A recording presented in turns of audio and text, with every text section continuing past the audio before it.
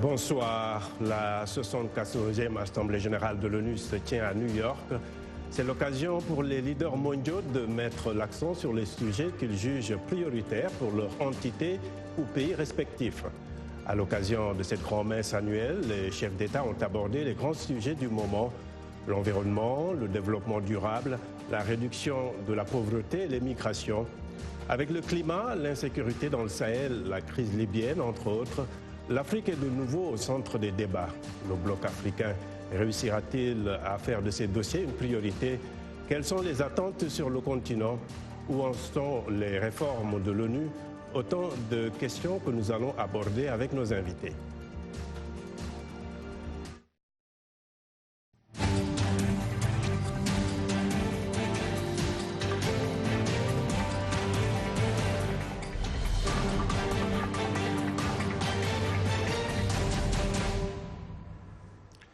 Bienvenue à ce nouveau rendez-vous de Washington Forum.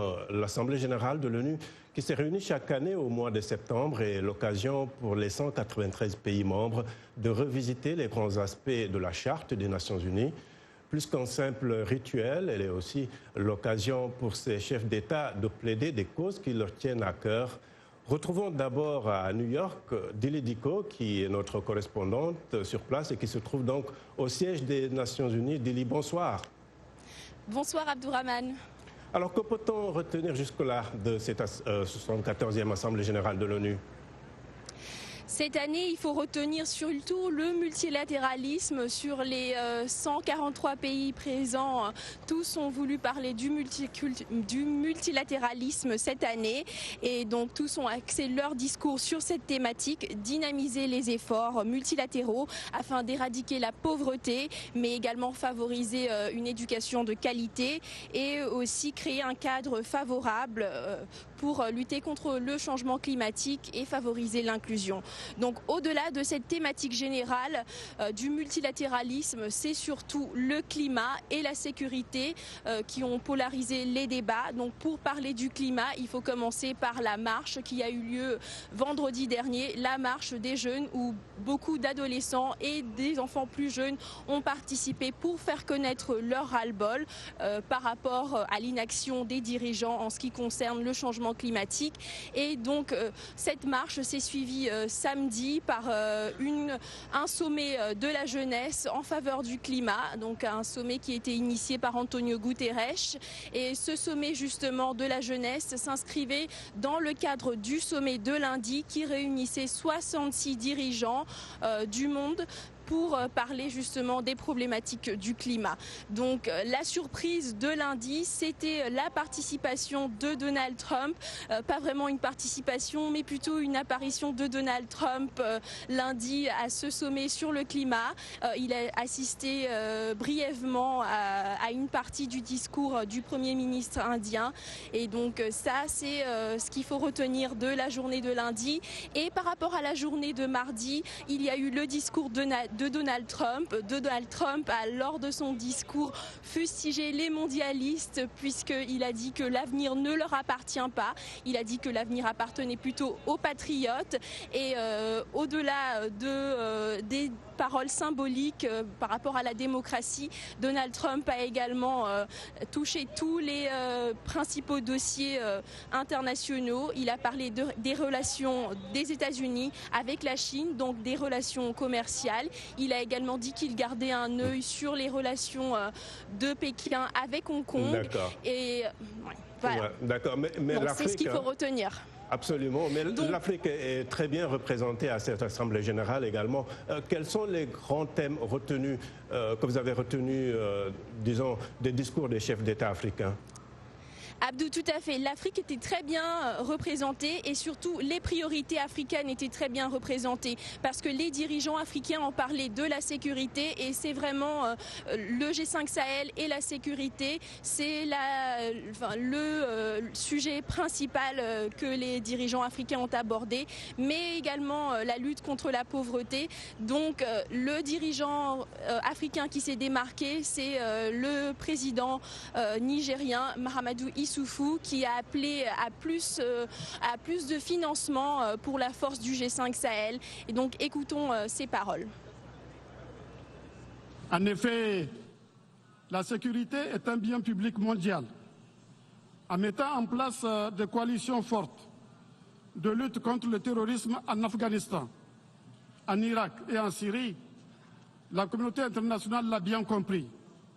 Nous déplorons qu'il n'en soit pas ainsi au Sahel et dans le bassin du lac Tchad, où les menaces des organisations terroristes et criminelles ont été amplifiées par la crise libyenne, crise dans le déclenchement de laquelle la communauté internationale a de graves responsabilités. Par conséquent, comme j'ai eu à l'indiquer à maintes reprises, la communauté internationale ne doit pas détourner son regard de ces deux régions dont les populations, notamment les femmes et les enfants, connaissent des souffrances indescriptibles. Donc on a bien entendu Mahamadou Issoufou dire qu'il ne faut pas oublier la lutte contre le terrorisme en Afrique, et d'autres présidents comme Macky Sall ont fait lancer le même appel. Macky Sall a rappelé le rôle des soldats sénégalais dans la MINUSMA au Mali. Il a également demandé plus de ressources pour financer le G5 Sahel. Mais il y a aussi le président malien qui a parlé hier dans la soirée, et il a remercié tout d'abord les amis du Mali qui n'ont pas hésité à venir aider le Mali pour lutter contre le terrorisme, mais il a également dit que le Mali fait face à beaucoup de défis. Voilà, merci beaucoup Dili Diko, depuis beaucoup. Le siège des Nations Unies à New York. Alors pour le débat maintenant, nous avons trois invités de New York, de nos studios sur place. Jean-Victor Kolo, porte-parole de trois anciens présidents de l'Assemblée nationale des Nations Unies. Nous devrions avoir également dans nos studios de New York Mamadou Dignon, qui est journaliste producteur sur place. Nous avons depuis Dakar l'analyste politique Ibrahima Kane, directeur du bureau de plaidoyer pour l'Open Society Foundation auprès de l'Union africaine. Merci à tous d'être avec nous. Je démarre avec vous, Jean-Victor Kolo.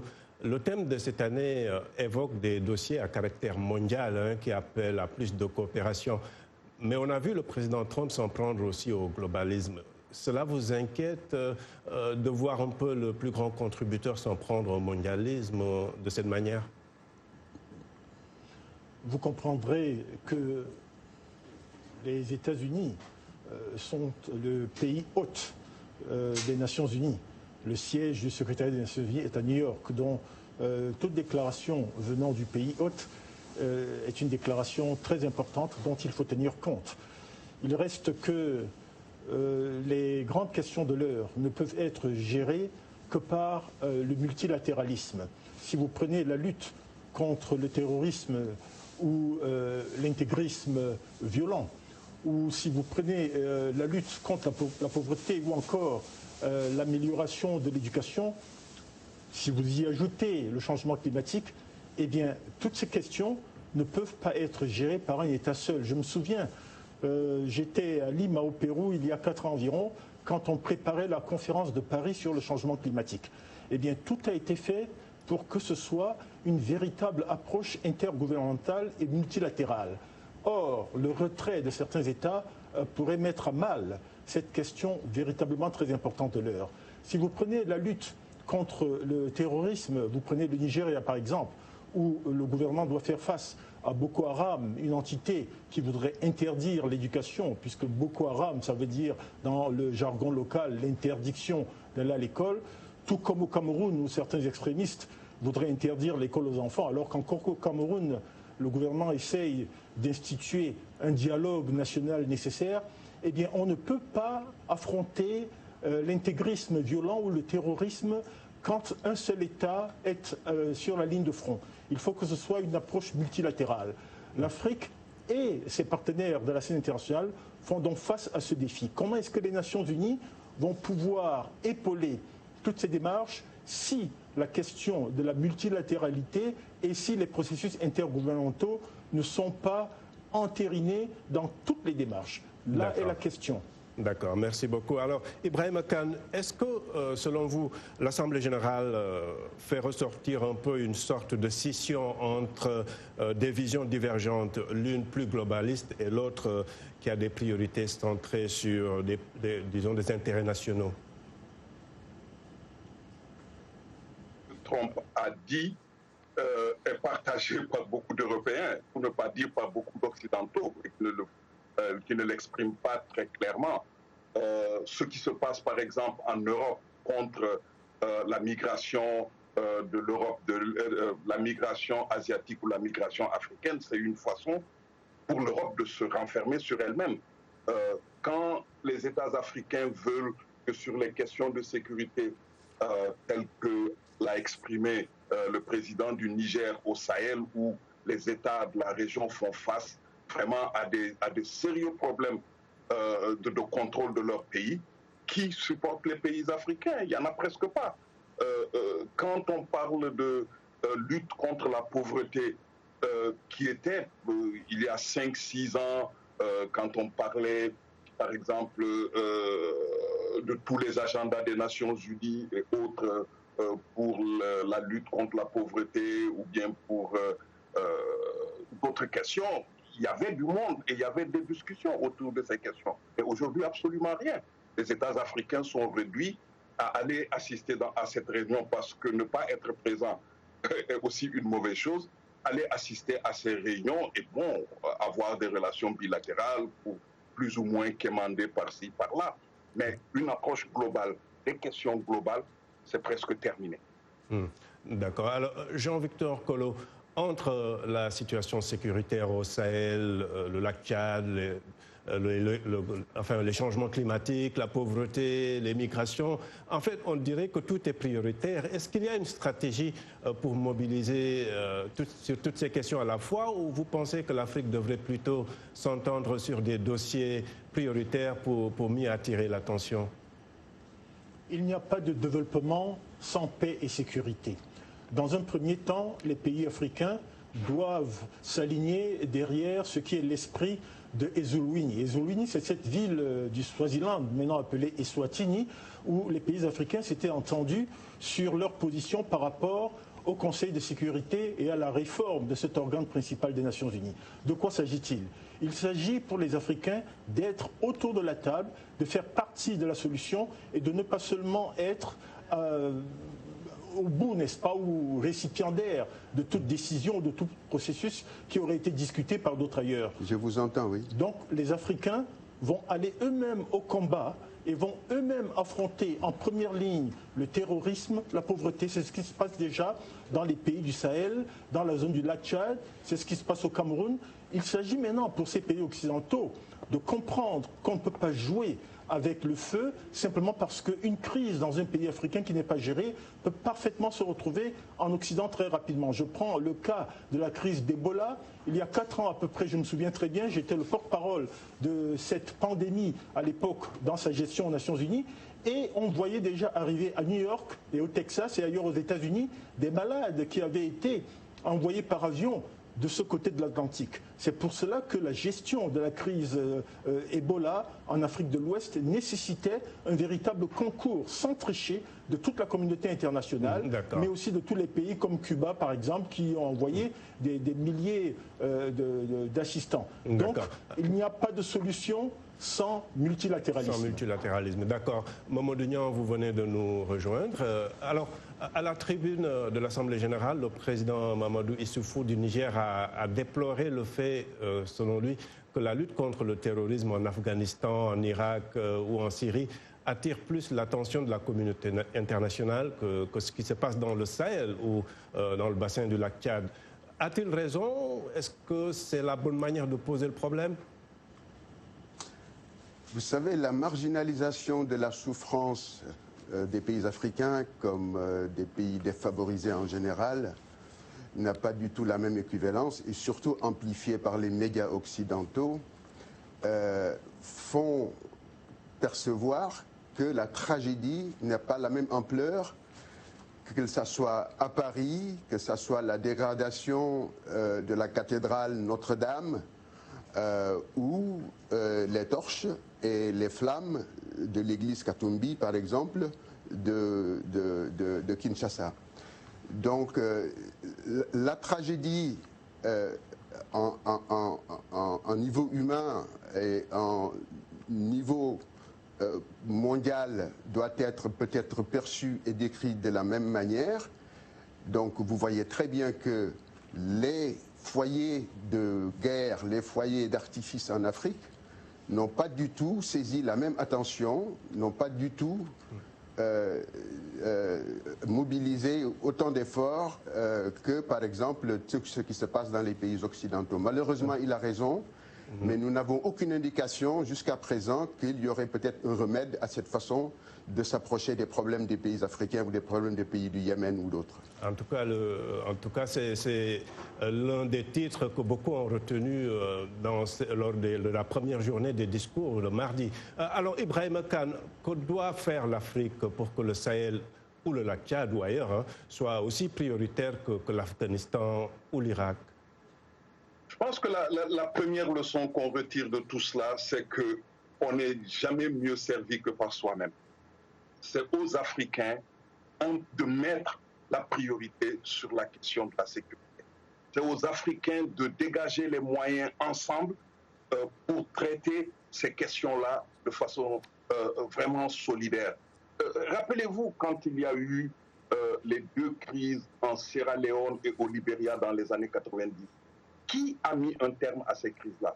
C'était la solidarité ouest-africaine, bien sûr dirigée par le Nigeria, avec le soutien du Ghana et des autres fois. Et on est arrivé non seulement à contrôler la situation, mais à régler le problème. Ce sont ces genres de collaboration, ce sont ces genres de coopération qui peuvent aider à donner le là et maintenant à espérer que les autres viendront pour accompagner le travail qui se fait sur le terrain. Ça, c'est la première chose.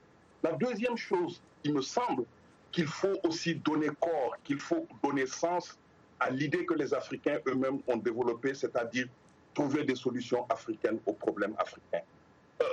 Dire qu'on va éradiquer la question de Boko Haram sans pour autant jeter un œil sur les causes profondes de cette crise au niveau du Sahel, c'est vraiment aller à l'aveuglette sur la résolution de ce problème. Je pense qu'il est important que les États africains fassent aussi l'effort, quand ils veulent régler le problème, d'aller vraiment chercher les causes profondes et d'essayer de leur trouver une solution. D'accord. Alors, Jean-Victor, sur la question de l'environnement, rapidement avant d'aller en pause, des pays comme l'Afrique du Sud ont pris l'option de pénaliser des entreprises polluantes, mais ça, c'est au niveau de la réglementation interne. Sur le plan international, le schéma d'une compensation des pays qui polluent le plus a été évoqué très souvent d'ailleurs. Où en est-on aujourd'hui, rapidement? Alors, l'Afrique a véritablement, je dirais, le beau rôle dans cette dynamique, la nécessité de gérer le changement climatique. Pourquoi? Parce que, si on résume très rapidement, dans le monde entier, nous respirons grâce à deux grands poumons. Il y a un poumon qui se trouve en Amazonie et il y a un poumon qui se trouve chez nous en Afrique, qui couvre un peu le bassin du Congo, le Cameroun, le Gabon, de très grandes forêts. Si l'Afrique n'est pas aidée, eh bien c'est le reste du monde qui va en pâtir, puisqu'on voit que les forêts au Brésil, par exemple, brûlent parfois, malgré la controverse sur cette question.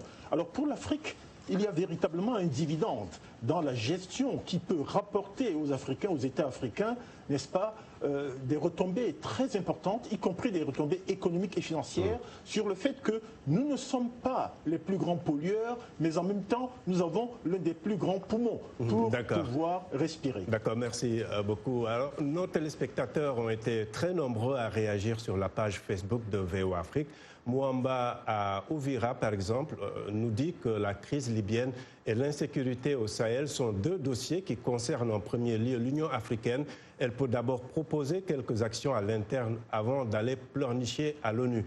Arnaud Chibimana au Burundi estime que l'organisation et le fonctionnement politique de l'ONU sont caducs. Les contextes qui ont contribué à la création de l'ONU ne sont plus compatibles avec la géopolitique actuelle. Et puis Arona Baldé à Dakar dit retenir ce passage des propos du président Alpha Condé à la tribune de l'ONU qui dit « Lorsque l'Afrique parle d'une voix, elle gagne. Quand elle gagne, c'est le monde qui gagne. » Car l'Afrique est le futur du monde, mais ma question est de savoir qui empêche réellement cette voie unique, se demande en tout cas cet auditeur de Dakar. Merci de rester fidèle à VOA Afrique. Washington Forum revient après une courte pause.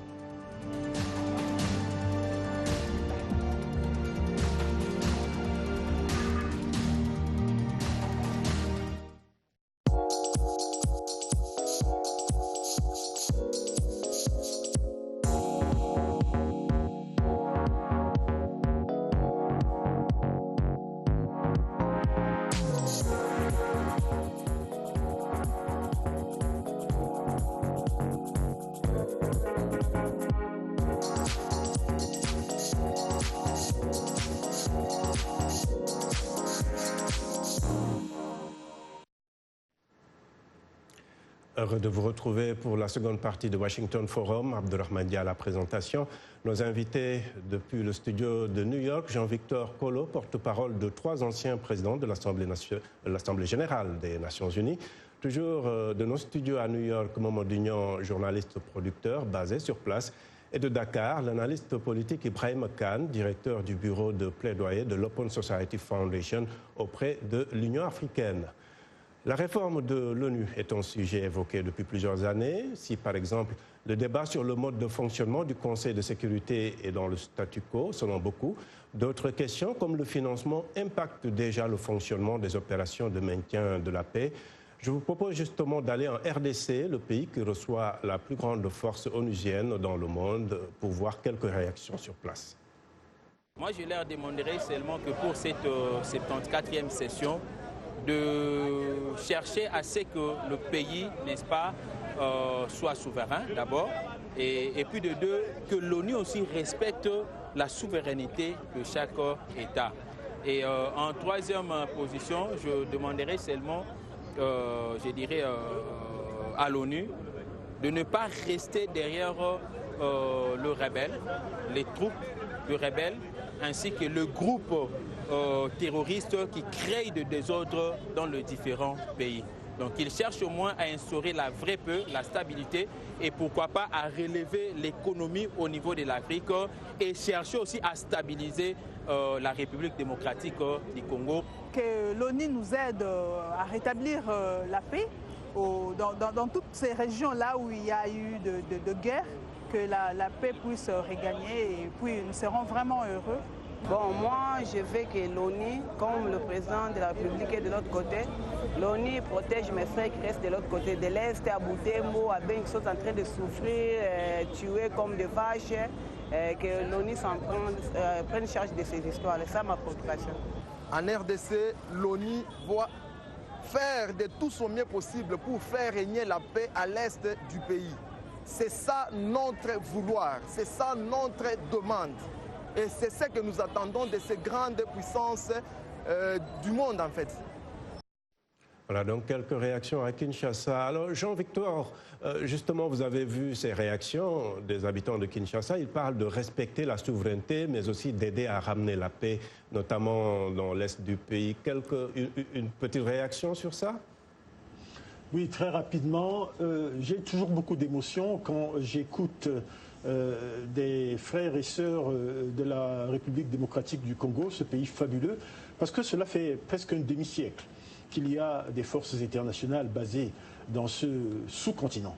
Alors je pense que les Congolais ont eux-mêmes la solution de leurs problèmes entre leurs mains et je crois que les Nations Unies ont joué un très très bon rôle lors des dernières élections qui était de prendre du retrait et de laisser que les Congolais gèrent avant tout leurs propres affaires. Je dois dire qu'il y a dans cette décision des Africains de prendre leurs affaires en main quelque chose de très important qui est de définir quelles sont les priorités. L'une des priorités aujourd'hui, c'est le discours de la haine. Et il faut lutter contre cela. Et je sais, par exemple, qu'aux Nations Unies actuellement, le Sénégalais Adama Dieng, le conseiller spécial du secrétaire général, qui est nommée depuis quelque temps déjà pour lutter contre le génocide, pour la prévention du génocide, et la Sud-Africaine Karen Smith, qui est la responsable de la responsabilité de protéger, essaie de fédérer non pas seulement les États africains, mais aussi tous les États du monde pour lutter contre ces deux fléaux très importants qui peuvent parfois entraîner les guerres. D'accord. Alors, Mamadou Niang,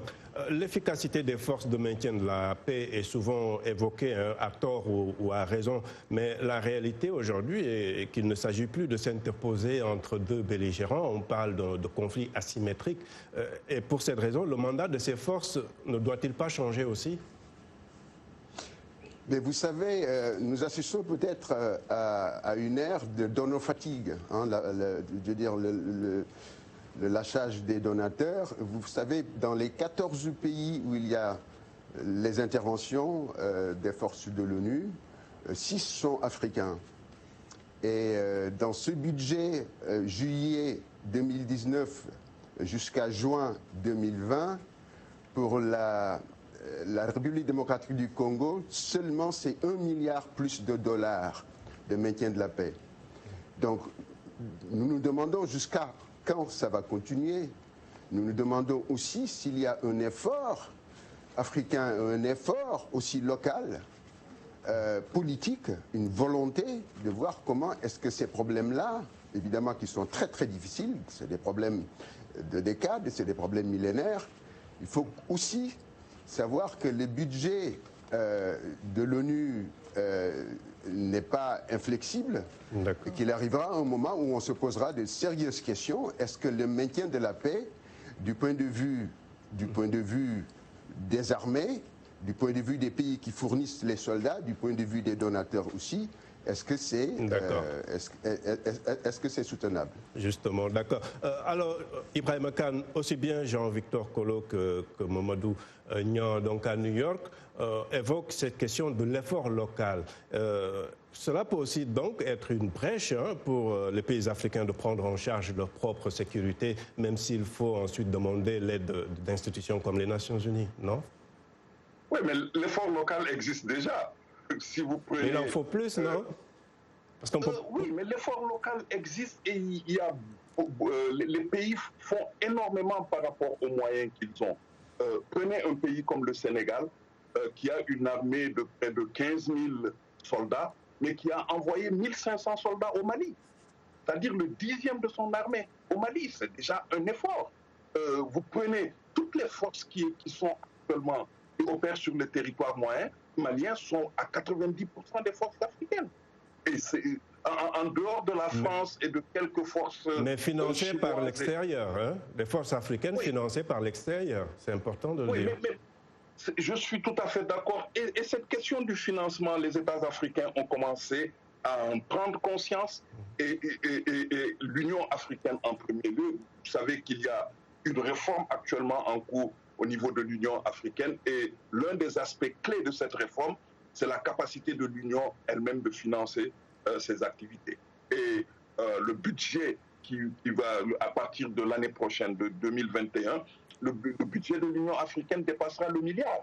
Et ce sera entièrement, en tout cas pour la grande partie, financé par les Africains eux-mêmes. Donc maintenant que l'on prend progressivement conscience de ces aspects-là, les États n'avaient pas d'autre moyen que de mettre en place les mécanismes et systèmes qui leur permettent de faire cela. Mais n'oubliez pas qu'une des grandes faiblesses des armées africaines, c'est le manque de logistique. Cette logistique, elle n'existe que dans les pays occidentaux. Il n'y a que 2 ou 3 pays. Malheureusement, comme toujours, l'émission est toujours très courte, malheureusement. Nous arrivons au terme de ce Washington Forum. Merci à nos invités, à vous qui avez suivi cette émission. Vous pouvez la retrouver d'ailleurs sur notre site internet et sur notre page Facebook, sans oublier nos télépartenaires sur le continent. Je remercie toute l'équipe. À très bientôt. Au revoir.